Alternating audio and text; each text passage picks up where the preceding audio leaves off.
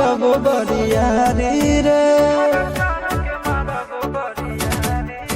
छूट जी तो कैल रंगदारी रे घर चढ़ के मारब बरियारी रे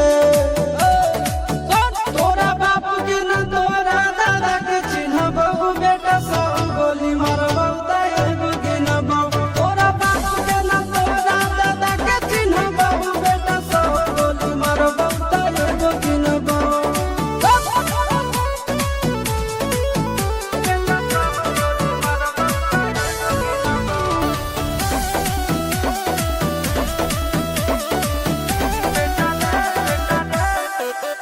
बेटा रे काटा से ठोक देबो चिमनी के भाटा में झोंक देबो देखबो कवन बाप बचैतौ तोरा प्रशासन के गाड़ी भी रोक देबो बेटा जी सुनो बेटा रे काटा से ठोक देबो चिमनी के भाटा में झोंक देबो देखबो कवन बाप बचैतौ तोरा प्रशासन के गाड़ी भी रोक देबो तोरा जैसन के हम खड़े खड़े गिनबो बेटा सब गोली मारबो तैगो गिनबो तोरा बाप के न तोरा दादा के चिन्हबो बेटा सब गोली मारबो तैगो गिनबो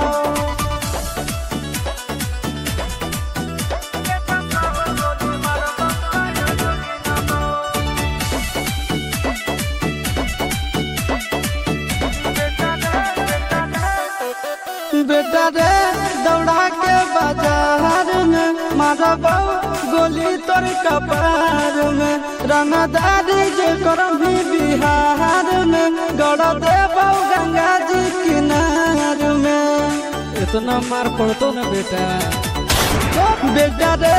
दौड़ा के बाजार में मारबो गोली तोर कपार में रंगदारी जे करम भी बिहार में गड़ देबो गंगा जी किनार में कहो चिंटू आशीष के कारण सुनाबो बेटा सब गोली मारबो तैगो गिनबो तोरा बाप के न तोरा दादा के चिन्हबो बेटा सब गोली मारबो तैगो गिनबो